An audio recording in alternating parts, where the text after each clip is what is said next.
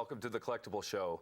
My name's Aaron LaPedis, and this is a show all about collectibles, how to find them, how to take care of them. And tonight we're really, really lucky to have Paul Epstein here from Twist and Shout Records in Denver, Colorado. Paul, thank you very much for joining our show tonight. Thanks for having me, Aaron. It's out of the ordinary to see different pictures, but also to see different colors. Yes, this is a really great piece here. This is a promotional 45 of Bob Dylan's Just Like a Woman.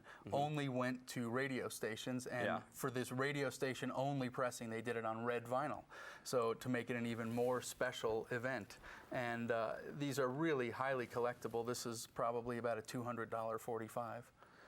So let's talk about, we have 45s, we have, give me the different types of records so people can understand. Well, there's a variety, and after the Edisons, they started getting a little bit more specific about the revolutions per minute, the RPMs. Many of the Edisons, the players themselves would run at all kinds of crazy speeds, and it didn't sound right, because when you think about old recordings, a lot of times they kind of sound like, they don't sound right.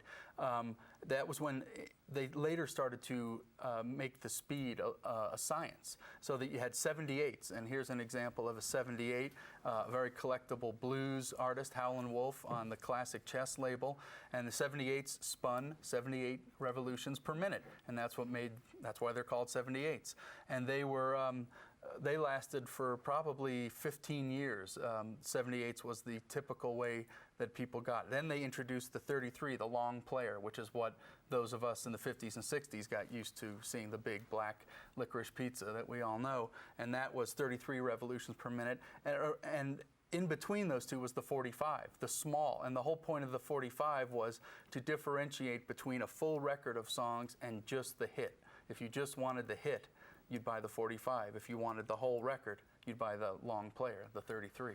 Did the sound differentiate on different speeds at all? Could somebody say, oh God, that's a 45, I prefer 78s, or anything like that? Well, there is definitely sound differences on the number of revolutions per minute and the size of the microgroove, the groove on the record, and the quality of the vinyl that it was pressed on. Obviously, the early stuff, when they, like I said, many of them were actually pressed on shellac. They don't sound good. They may have sounded good the very first time you played them, but they quickly deteriorated. 45s do sound better. The faster the revolutions, the better the sound. So many high fidelity records, even if they're this size, you know, the regular... This is a neat one. This is a Beatles one right here. Yeah, it's a very famous record. But even the 33 size, they'll record them at 45 because they sound better. Okay, so let's talk about prices. Is there one type of record at a certain size that's worth more than another type of record at a different size?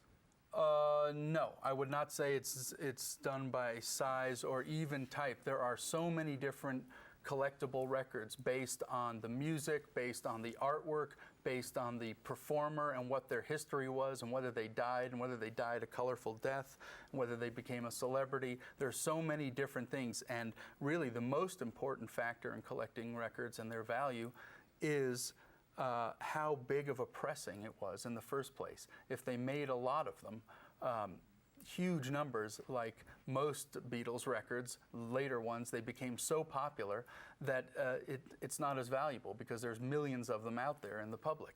When they did fewer things and the pressings were small, they become much harder to get and thus much more collectible. I'd like to thank you very much, Paul Epstein from Twist and Shout Records, for being on with us tonight in Denver, Colorado. It's a great show. I think we learned all about it, and always make sure buyer beware when you're buying anything. Use a credit card. Make sure you get everything in writing. Keep collecting.